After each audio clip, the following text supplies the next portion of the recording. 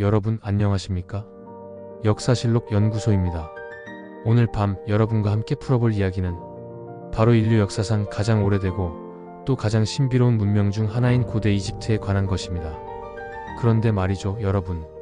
우리가 알고 있는 이집트, 과연 그게 전부일까요? 5,000년이 넘는 시간 동안 그들은 대체 어떻게 그 거대한 피라미드를 쌓아 올렸을까요? 그리고 또 왜 죽은 사람의 몸을 그토록 정교하게 보존하려 했을까요? 오늘 밤 우리는 함께 그 미스터리 속으로 들어가 보려고 합니다. 자, 그럼 지금부터 시작하겠습니다. 2022년 1월 이집트 카이로 남부의 사카라 유적지에서 놀라운 발견이 있었습니다. 고고학자들이 발굴한 것은 무려 3,000년 전의 파라오 무덤이었는데요. 그런데 놀라운 것은 이 무덤이 거의 온전한 상태로 발견되었다는 겁니다. 무덤 안에서는 황금으로 장식된 마스크와 함께 수많은 보물들이 쏟아져 나왔죠. 이 발견은 전 세계의 주목을 받았습니다. 왜냐하면 말이죠, 이집트에서는 거의 매년 이런 놀라운 발견들이 계속되고 있거든요.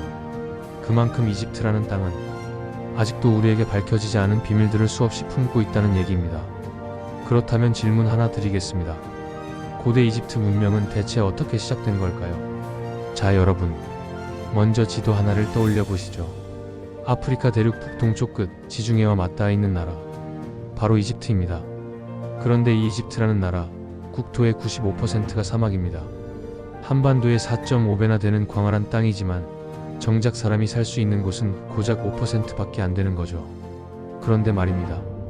바로 그 5%의 땅에서 인류 역사상 가장 찬란한 문명 중 하나가 탄생했습니다. 어떻게 가능했을까요? 그 비밀은 바로 나일강에 있습니다. 나일강은 세계에서 가장 긴 강 중 하나인데요. 이 강이 이집트를 관통하면서 흐릅니다. 그리고 매년 정확히 7월 중순부터 8월까지 나일강은 범람했습니다. 이 범람이 핵심입니다. 왜냐하면 말이죠, 강이 범람하면서 상류에 기름진 흙이 대량으로 유입됐거든요. 그래서 강 주변 곳곳에 비옥한 토양이 쌓이게 됐고 이것이 풍부한 농업 생산을 가능하게 만들었던 겁니다. 그런데 여기서 더 놀라운 사실이 있습니다. 고대 이집트인들은 이 강의 범람 시기를 정확히 예측할 수 있었습니다. 어떻게 그게 가능했을까요? 바로 별을 관찰했기 때문입니다. 그들은 시리우스라는 별이 하늘에 떠오를 때 강이 범람한다는 사실을 발견했고, 그래서 그 별을 기준으로 1년을 365일로 나누는 태양력을 만들어냈습니다. 네, 맞습니다. 우리가 지금 사용하고 있는 그 달력의 시초가 바로 고대 이집트에서 시작된 겁니다. 이렇게 안정적인 농업 기반이 마련되면서 이집트 문명은 급속도로 발전하기 시작했습니다. 그들은 밀과 보리를 재배했고 그것으로 빵을 만들어 먹었습니다. 실제로 인류 최초의 빵이 이집트에서 만들어졌다는 기록이 있죠. 그리고 보리로는 맥주를 만들었습니다. 네, 여러분이 지금 즐겨 마시는 그 맥주도 사실은 5,000년 전 이집트에서 시작된 겁니다. 흥미로운 건 당시 이집트에서는 맥주를 만드는 일을 일종의 예술로 여겼다는 겁니다. 그래서 맥주 제조자들은 굉장히 높은 대우를 받았다고 하죠. 자, 그런데 말입니다. 고대 이집트인들이 이룩한 것은 비단 농업뿐만이 아니었습니다. 그들은 인류 최초로 문자를 만들어냈습니다. 바로 상형 문자라고 불리는 것인데요. 약 800여 개의 문자를 조합해서 사용했다고 합니다. 이 상형 문자를 통해서 우리는 지금 5,000년 전 이집트인들의 생활을 생생하게 엿볼 수 있습니다. 예를 들어서 말이죠, 한 귀족의 무덤에서 발견된 벽화를 보면 도둑을 잡는 경찰의 모습이 그려져 있습니다. 그런데 이 경찰 옆에는 개코 원숭이 2마리가 함께 있습니다. 오늘날의 경찰견처럼 당시에도 원숭이를 이용해서 범죄자를 잡았던 거죠. 그리고 그 벽화 위에는 상형 문자로 이렇게 적혀 있습니다. 때려서 말려주세요. 도둑이 원숭이에게 장단지를 잡혀서 아파 죽겠으니 풀어달라고 애원하는 모습인 겁니다. 이렇게 고대 이집트인들은 문자를 통해 자신들의 일상을 생생하게 기록으로 남겼습니다. 그리고 그 기록들 덕분에 우리는 지금 수천 년 전 그들의 삶을 이해할 수 있게 된 거죠. 그런데 여러분, 이렇게 찬란한 문명을 이룩한 이집트, 그 중심에는 한 존재가 있었습니다. 바로 파라오입니다. 파라오. 고대 이집트를 다스리던 절대 권력자를 일컫는 말입니다. 그런데 이 파라오라는 존재는 단순한 왕이 아니었습니다. 그들은 살아있는 신으로 여겨졌죠. 고대 이집트는 약 3,000년 동안 30개의 왕조가 흥망성쇠를 거듭했습니다. 그 긴 시간 동안 수많은 파라오들이 등장했지만 그 중에서도 가장 위대한 파라오로 손꼽히는 인물이 있습니다. 바로 람세스 2세입니다. 람세스 2세는 기원전 13세기에 이집트를 통치했던 파라오인데요. 그는 무려 66년 동안 왕좌에 앉아 있었습니다. 당시 평균 수명이 40세 정도였다는 걸 감안하면 91세까지 산 람세스 2세는 정말 놀라운 장수를 누린 셈이죠. 그런데 말입니다. 람세스 2세가 위대한 파라오로 기억되는 이유는 단순히 오래 살았기 때문만은 아닙니다. 그는 이집트에 진정한 평화를 가져왔던 인물이기 때문입니다. 당시 이집트는 히타이트라는 강력한 제국과 오랜 기간 전쟁을 벌이고 있었습니다. 히타이트는 지금의 터키 지역을 차지하고 있었던 이른바 철의 제국이라 불리던 나라였죠. 두 나라는 서아시아에 영토를 놓고 수십 년간 소모전을 이어가고 있었습니다. 그런데 람세스 2세는 달랐습니다. 그는 이렇게 생각했죠. 이 전쟁이 끝나지 않으면 결국 우리 모두가 망할 것이다. 그래서 그는 과감한 결단을 내립니다. 바로 히타이트와 평화 조약을 맺은 겁니다. 이것이 인류 역사상 최초의 평화 조약이라고 알려져 있습니다. 이 조약 덕분에 이집트는 안정을 되찾았고 무역이 활성화되면서 엄청난 경제적 번영을 누리게 됩니다. 올리브유, 포도주, 구리, 아편 이런 귀한 물건들이 이집트로 들어왔고 이집트의 선진 문물은 지중해 전역으로 퍼져나갔죠. 그리고 이 시기에 이집트의 의학이 크게 발전합니다. 고대 이집트의 의술은 당시 세계 최고 수준이었습니다. 그들에게는 이미 전문 분야별 의사가 있었거든요. 안과 외과, 산부인과 이런 식으로 말이죠. 특히 산부인과 의술이 뛰어났는데 심지어 임신 테스트까지 가능했다고 합니다. 어떻게 했을까요? 바로 밀과 보리를 이용했습니다. 임신한 여성의 소변을 밀과 보리에 뿌렸을 때 싹이 트면 임신한 것으로 판단했던 거죠.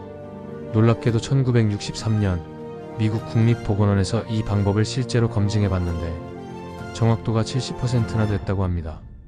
임신한 여성의 에스트로겐 호르몬이 종자의 발화를 촉진한다는 과학적 근거가 있었던 거죠. 그뿐만이 아닙니다.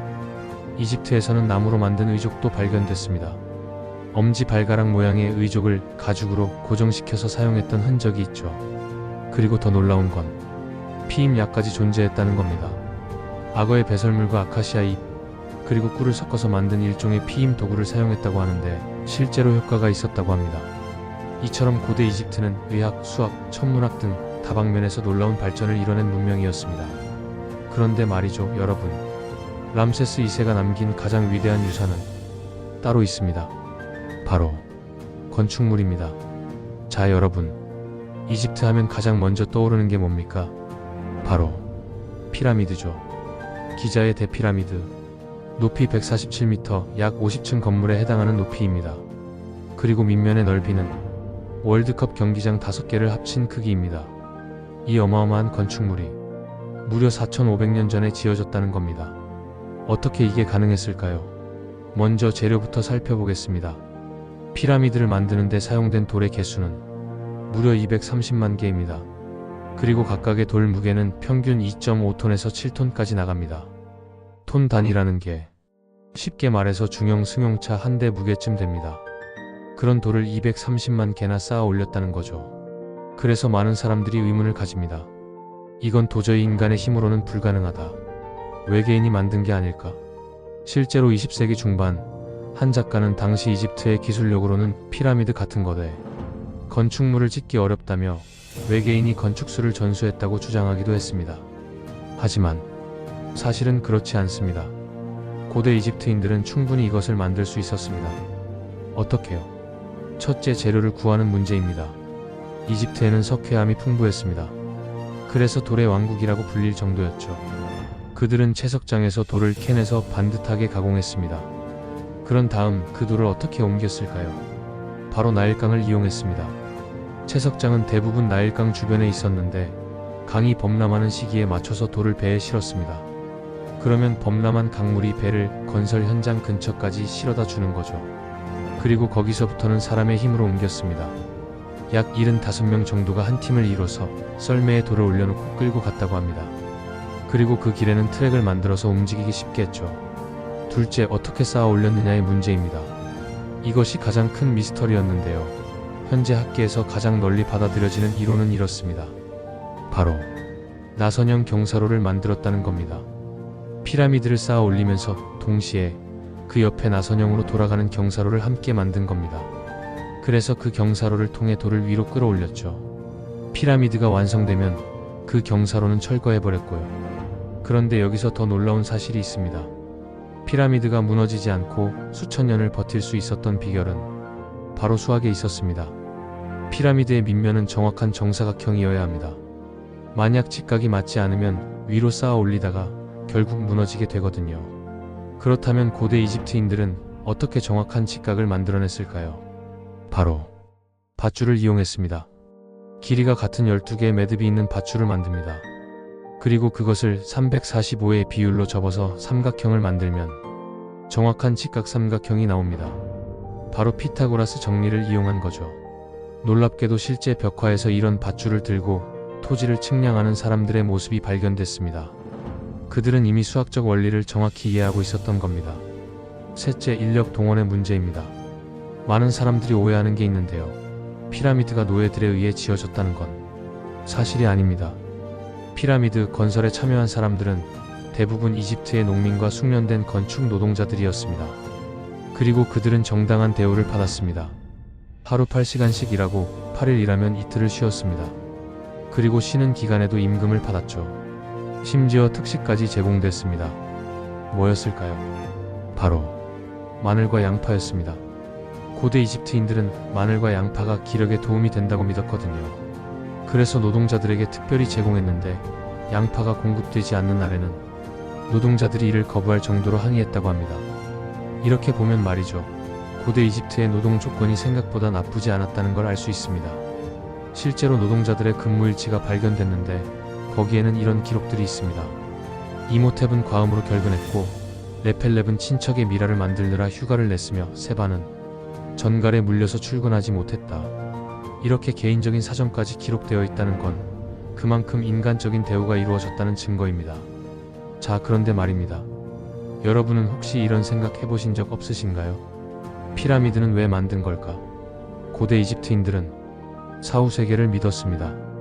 그들은 사람이 죽어도 영혼은 영원히 살아간다고 생각했죠. 그리고 언젠가 그 영혼이 다시 육체로 돌아온다고 믿었습니다. 문제는 돌아올 육체가 없으면 부활할 수 없다는 겁니다. 그래서 그들은 고민했습니다. 어떻게 하면 죽은 사람의 몸을 영원히 보존할 수 있을까? 그 답이 바로 미라입니다. 고대 이집트인들은 영혼 불멸 사상에 따라 시신의 혼이 깃들어 있다고 믿었고 이를 보존하는 것이 내세에서의 삶에 중요하다고 여겼습니다. 그래서 그들은 기원전 3500년경부터 미라를 만들기 시작했습니다. 처음에는 자연 건조된 미라였습니다. 사막의 뜨거운 모래가 시신의 수분을 빼앗아 자연스럽게 미라가 된 거죠. 그런 미라를 본 이집트인들은 생각했습니다. 아, 이렇게 하면 죽은 자도 부활할 수 있겠구나. 그래서 그들은 인위적으로 미라를 만들기 시작했습니다. 그리고 수천 년에 걸쳐 그 기술을 완벽하게 발전시켰죠. 그렇다면 미라는 어떻게 만들어졌을까요? 첫 번째 단계는 뇌를 제거하는 것입니다. 고대 이집트인들은 뇌가 빨리 부패한다는 사실을 알고 있었습니다. 그래서 가장 먼저 뇌를 빼냈죠. 어떻게요? 콧구멍으로 긴 꼬챙이를 넣어서 코와 뇌 사이에 뼈를 부순 다음 뇌를 죽처럼 만들어서 긁어냈습니다. 소름 끼치는 작업이죠. 하지만 이것이 미라 제작의 첫 단계였습니다. 두 번째 단계는 장기를 적출하는 것입니다. 소화기관에는 효소와 박테리아가 많아서 부패가 빠르게 진행됩니다. 그래서 몸 안의 장기들을 모두 꺼냈죠. 단 심장만은 남겨뒀습니다. 왜일까요? 고대 이집트인들은 죽은 사람이 사후세계에서 심판을 받는다고 믿었습니다. 그때 저울의 심장의 무게와 깃털의 무게를 비교한다고 생각했죠. 만약 심장이 깃털보다 가벼우면 이상적인 사후세계로 갈 수 있다고 믿었습니다. 그래서 심판을 받으려면 심장이 필요하니까 그것만은 남겨둔 겁니다. 꺼낸 장기들은 어떻게 했을까요? 따로 보관했습니다. 카노푸스 항아리라고 불리는 특별한 항아리에 넣어서 무덤에 함께 안치했죠. 왜냐하면 사후세계에서 다시 필요할 거라고 생각했기 때문입니다. 세 번째 단계는 건조입니다. 비어있는 시신의 내부와 표면에 나트론이라는 소금 성분을 채워 넣습니다. 그리고 40일 동안 건조시키죠. 이 나트론의 알칼리 성분이 박테리아를 제거하고 세포막을 단단하게 만들어서 시신의 형태를 유지시켜 줍니다. 네 번째 단계는 마사지입니다. 40일이 지나면 나트론을 제거하고 향나무 기름이 함유된 밀랍 용액으로 시신을 마사지합니다. 그러면 피부가 다시 부드러워지고 색이 돌아오죠. 그리고 텅 빈 머리에는 액체 상태의 나무진을 흘려 넣습니다.